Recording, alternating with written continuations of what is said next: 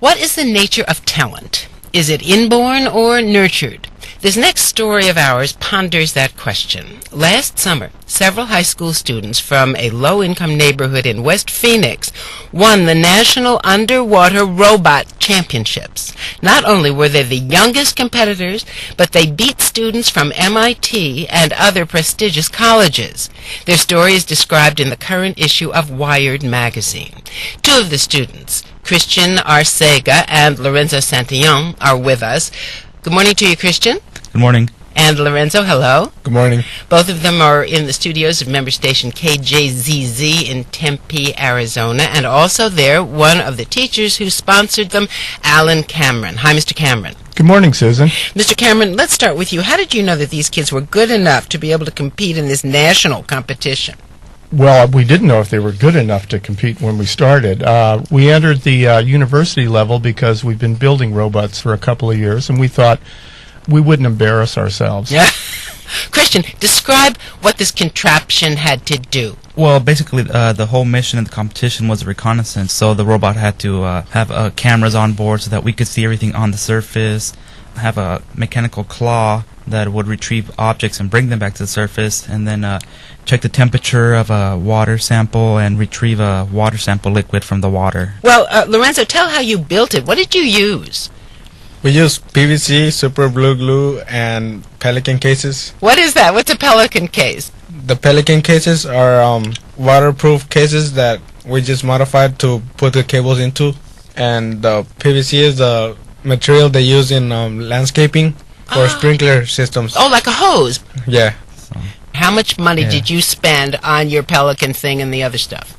We spent about $800 on materials, but we got a few of the materials donated. But how much did the MIT people spend? Well, in the article from Wired magazine, it mentions that MIT spent $11,000 on their robot. Okay, so you show up with all of this funny stuff at UC Santa Barbara. Mr. Cameron, what do you think it was that the judges saw when they looked at this contraption that the boys constructed that led them to decide they were the champs?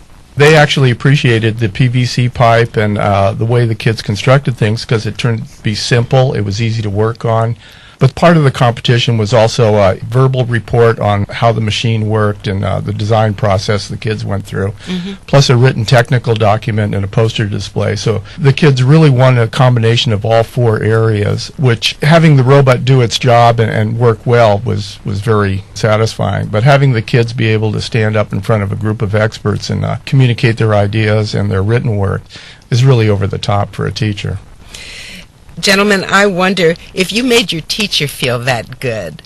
What did your families have to say about it when you won the competition? Well, you got to understand, here we were at the competition. It was about, when we were announced that we won, it was about 11 o'clock at night in California, so it was pretty late here in Arizona, too, and we're calling our families on one cell phone, so we're taking turns. And I remember my mom screaming through the phone, so I think she was pretty happy. My family, they don't really know what MIT is or the competition is, but they just pat me on the back and say congratulations, and that's it. And what difference has this attention that you've gotten, the fact that you won, what difference has it made to you? Has it opened any doors or opportunities for you that might not have existed? Oh, yeah, it has. Our district started a savings account with PayPal, and there's been people that have donated into the account. And the money's going to be used for college and tuition. And the two of you are high school juniors, so you're going to need that money pretty soon. Oh, yeah. Gentlemen, what are your aspirations? Christian first? Well, I'd like to be the first in my family to graduate from college and get a degree in something or have a career field to study in.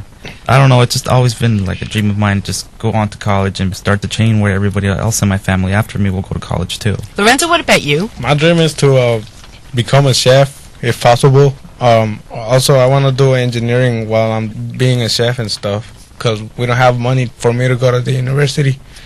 So I got to work really hard to get scholarships and stuff.